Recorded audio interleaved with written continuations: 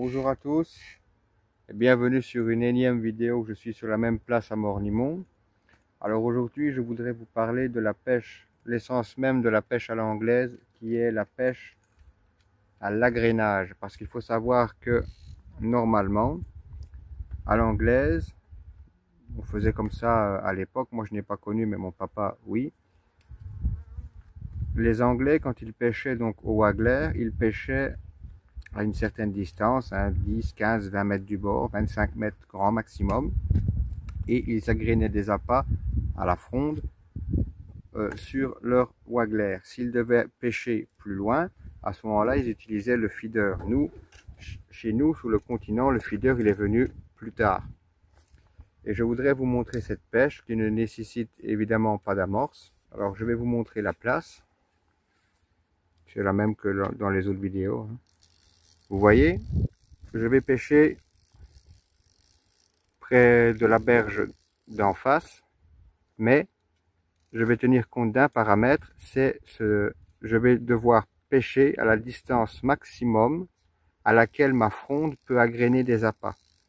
Donc pour ce faire, je vais prendre ma fronde, je vais agréner mes appâts, en l'occurrence du chènevis, et je vais voir, en tendant l'élastique, jusqu'où les appâts peuvent arriver par rapport à la berge. Ensuite, je vais donc monter ma ligne, je vous la montrerai vite fait, et je vais propulser la ligne là où j'ai propulsé donc mes appâts, et je vais continuer d'agréner pour attirer les petits poissons qui sont déjà en surface et qui sont naturellement sur cette berge que vous voyez en face de moi, qui est sauvage. Je vais vous montrer ça vite fait. C'est l'essence même de la pêche à l'anglaise, c'est la pêche à l'agrainage. Il n'y a pas besoin d'amorce. Et vous allez voir, c'est assez sympathique. Alors, comme matériel, j'utilise ma canne Drenan Acolyte Ultra, donc c'est le modèle le plus léger, en 13 pieds. Je prends toujours des 13 pieds personnellement. J'ai moins d'1 mètre de fond. Par contre, mon antenne, c'est un Wagler Drake, mais je ne sais pas si vous pouvez la discerner parce que c'est une antenne jaune. Voilà, je viens de prendre un petit poisson sans agréner. Ma foi, je vais commencer mon amorçage et nous verrons bien ce que cela va donner. A plus tard. Bien, nous avons commencé le début de la pêche. J'ai eu quelques touches après avoir agréné donc du chènevis sur mon Wagler. Je viens de décrocher un gardon. J'ai tapé le restant d'amorce de la veille sur le flotteur de mon papa pour pouvoir amorcer donc son coup au bord. J'ai eu quelques touches, on va voir si ça continue. Alors, le vent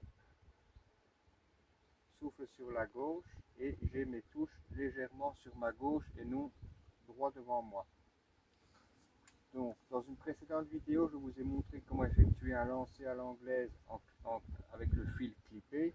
Maintenant, je vais vous montrer un lancer classique où il va falloir stopper le fil avec votre doigt pour pouvoir étaler votre montage droit devant vous.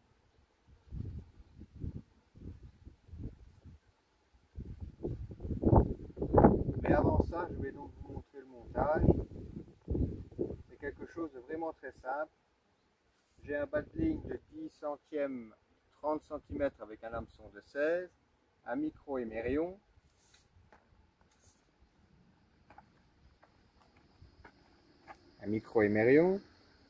et un Wagler de la marque Drake en plume de pan. Alors vous remarquez que l'antenne est assez épaisse, c'est un insert de 3,5. Pourquoi 3,5? C'est parce que je pêche déjà une certaine distance de la rive, donc je dois voir mon antenne. Et deuxièmement, c'est parce que de temps en temps, nous avons de fortes rafales de vent. Et si j'avais une antenne trop fine, mon flotteur se coucherait en fait. Attendez, je vois que mon papa a une touche. Il a ferré et je vais lui prendre son téléphone, sinon il va avoir du mal. Une perche. Une perche. Voilà, mon papa vient de sortir une perche.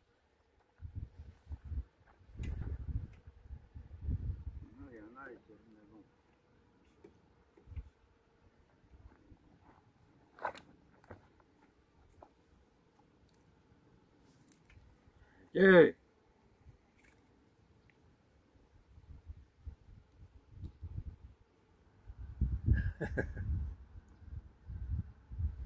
Ouais. Voilà. Donc quand il aura rééché, je vais donc vous montrer un lancer, comment je procède pour pêcher à l'agrainage. C'est l'essence même de la pêche à l'anglaise.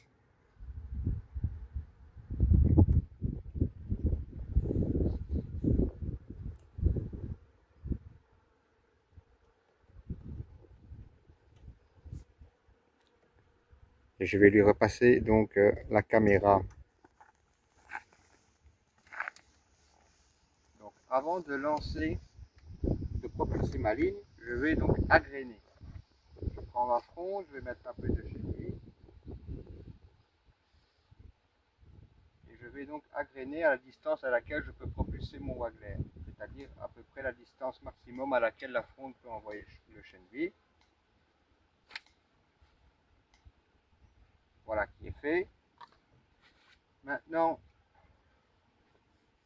c'est comme d'habitude, vous laissez à peu près 50, 60, entre 60 et 1 mètre de bannière. Vous attrapez le fil avec l'index, on relève le pick-up, je propulse en arrière,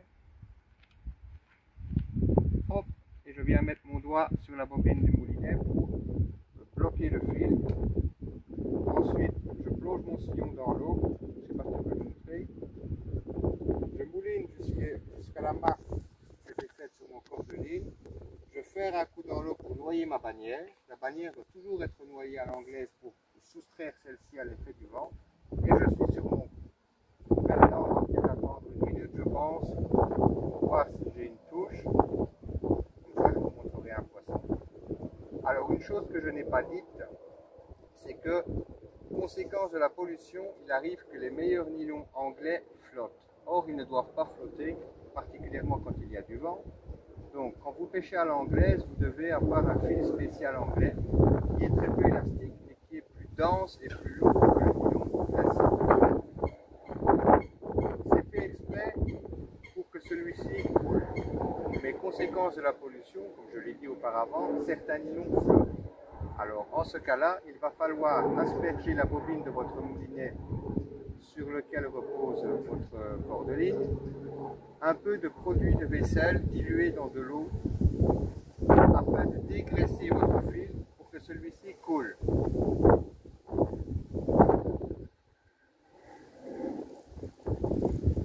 Et à ce moment-là, votre fil pourra faire son travail, c'est-à-dire couler, soustrayant ainsi votre bannière aux effets du vent, vous permettant de bien rester sur votre coup amorcé, de ne pas dériver, et de prendre des jolis poissons comme ce gardon. Bien, je le dégorge, et ensuite vous nous excuserez, mais nous retournons pêcher parce que le poisson mord.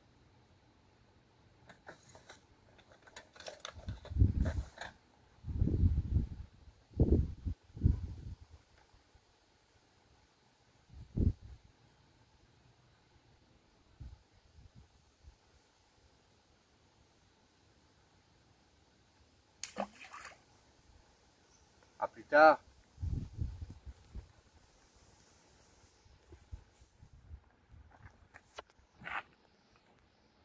Je vous reprends après un certain temps de pêche. Je ne regarde pas les heures passées. J'ai pris des gardons. Parfois il y a eu un trou. Parfois on les prend en se suivant. Mon papa sur son coup en bordure, il pourra vous dire que pour le moment c'est pas productif. Donc sa tanche ou sa carte, c'est pas pour maintenant. J'en fais quelques-uns au large. J'agraine des asticots que j'ai dégraissés donc avec de la farine de maïs pour qu'ils puissent tous couler au même rythme, puisque les asticots ils sont fabriqués sur de la viande, donc ils ont toujours une fine pellicule de graisse sur eux, ce qui parfois a tendance à les faire flotter, ou bien alors ils ne coulent pas de manière uniforme. voulez pêcher en agrénant des asticots. Et j'agrène du chènevis. Toujours agréné. Et normalement, voilà, j'ai la touche. Alors, c'est pas des gros poissons pour l'instant. On a fait quelques gardons un peu plus jolis, mais c'est beaucoup des petits. Si vous avez regardé la première vidéo sur Mornimont, je vous avais parlé qu'il y avait un banc de rotangle en surface. En voilà un.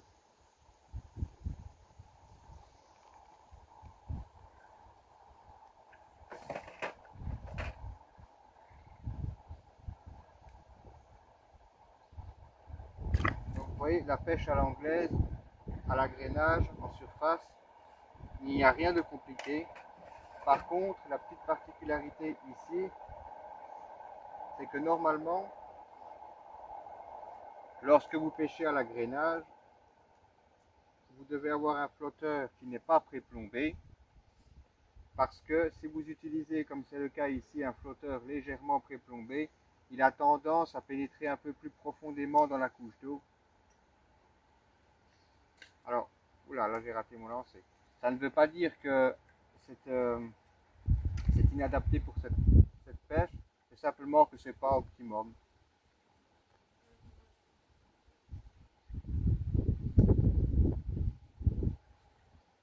Voilà, ça c'est mieux. Je suis toujours à Mornimont sur la même place, et en fait avec mon papa, nous ne l'avons pas fait par hasard, c'était simplement pour vous montrer. Beaucoup de pêcheurs aujourd'hui pêchent dans des étangs privés, où il faut payer sa place à la journée ou à l'année. Et dans ces étangs, vous arrivez, vous tapez votre ligne à l'eau et vous prenez du poisson.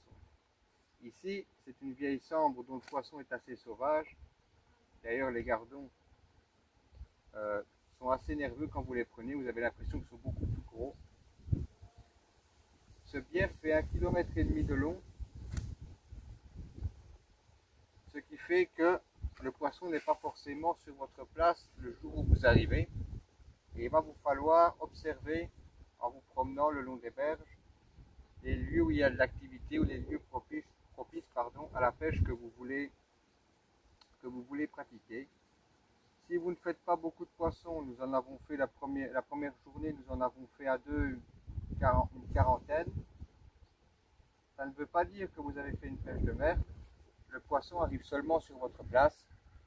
Et il ne faut pas perdre espoir, revenir sur cette place, l'amorcer, la préparer, et elle deviendra un peu plus productive au fil des jours.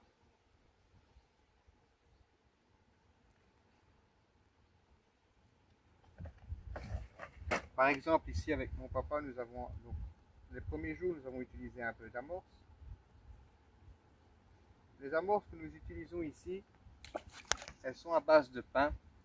Pourquoi? Parce que nous voyons souvent des gens ici venir jeter leur vieux pain dans l'eau.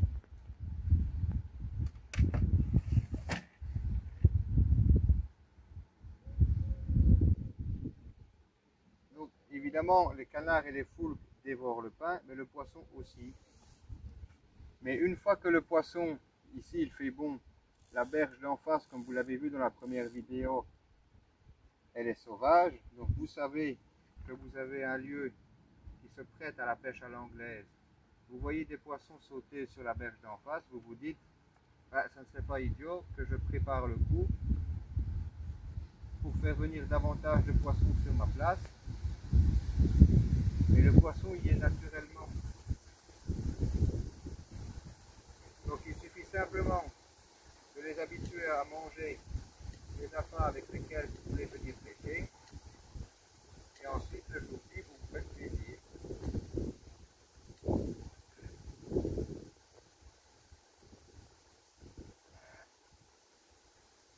Ici, le fil qui s'est pris. J'essaye un nouveau système d'attache, mais il est vraiment un système d'attache que je ne recommande pas. Que le fil se prend souvent dedans. Voilà.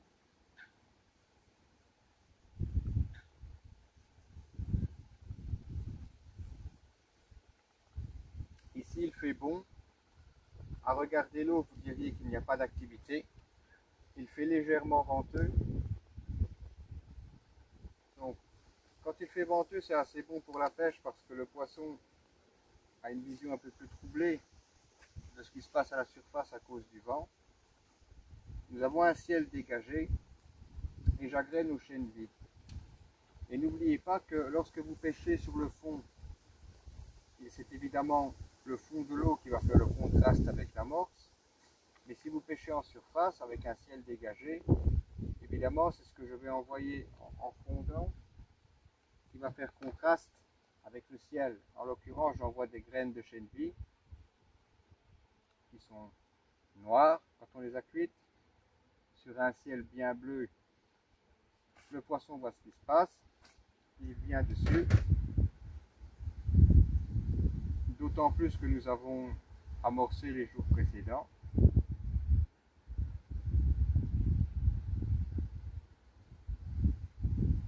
Et il n'y a plus qu'à se faire plaisir.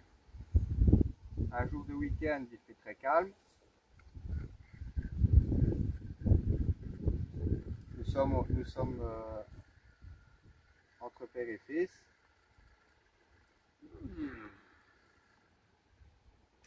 Nous sommes avec des gens que l'on aime. On prend du poisson régulièrement. Nous n'avons pas utilisé d'amorce.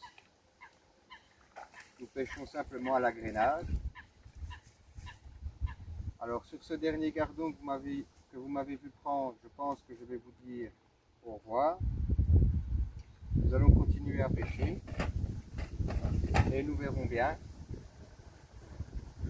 ce que ça donnera. Mais vous voyez les poissons, ça grossit doucement.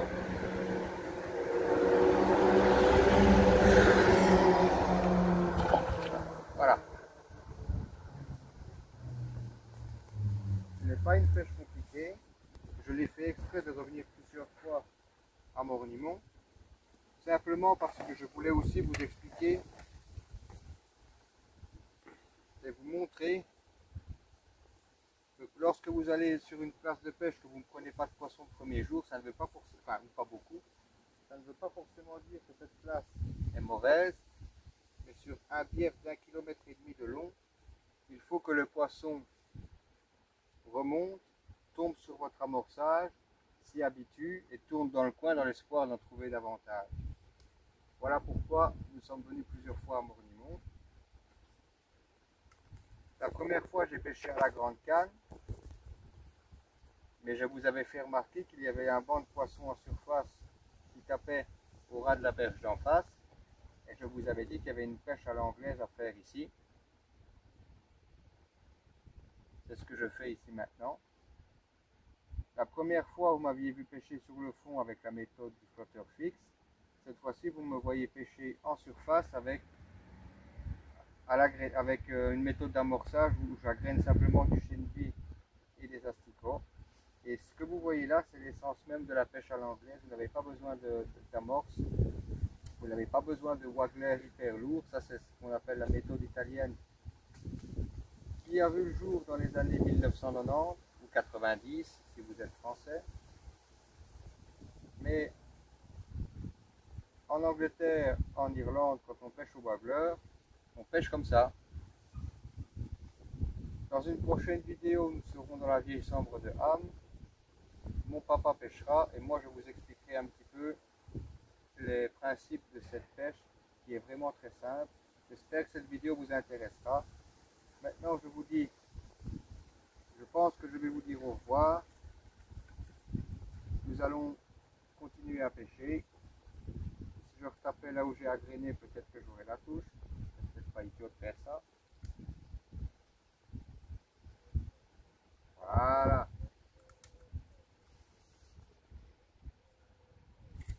Pour le vendeur qui m'a aidé à acquérir cette canne, je crois que j'en reprendrai une puisque c'est une canne qui est vraiment magnifique.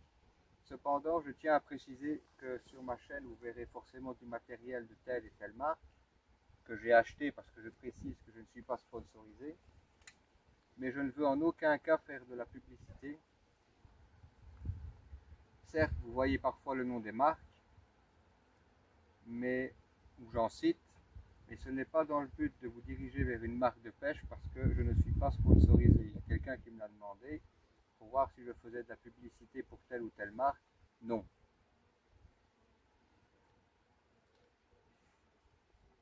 Le vent s'est calmé, mais le poisson est toujours bien là. Il faut simplement lui dire bonjour avec un peu d'amorce. En l'occurrence des asticots et du chenevis. Je crois que ces appâts devraient être le pain quotidien du pêcheur. En été, il n'y a pas besoin d'autre chose. Et vous, vous faites plaisir.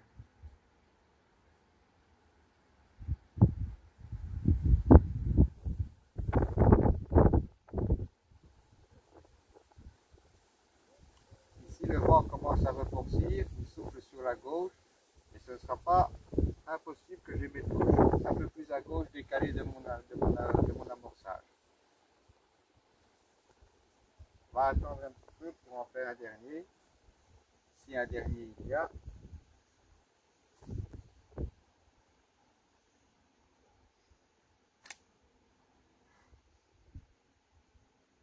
Un dernier conseil également, si vous venez pêcher avec du chenevis que vous avez préparé alors qu'il fait plein soleil, conservez-le dans votre boîte mais dans l'eau, parce que sinon il va sécher et lorsque vous allez le fronder, donc la chair aura cramé, et dès que vous allez le fronder, il va flotter.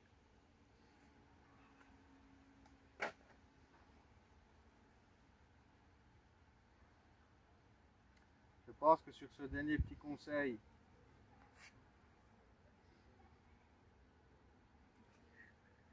et ce dernier poisson, je vais vous dire au revoir.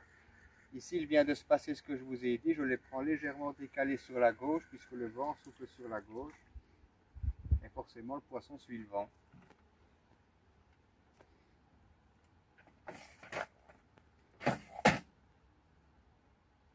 Donc, permettez-moi de vous souhaiter bonnes vacances. Et moi, je vous dis au revoir. Merci pour les abonnés. Et à bientôt pour une prochaine vidéo. D'ici là, portez-vous bien. Au revoir.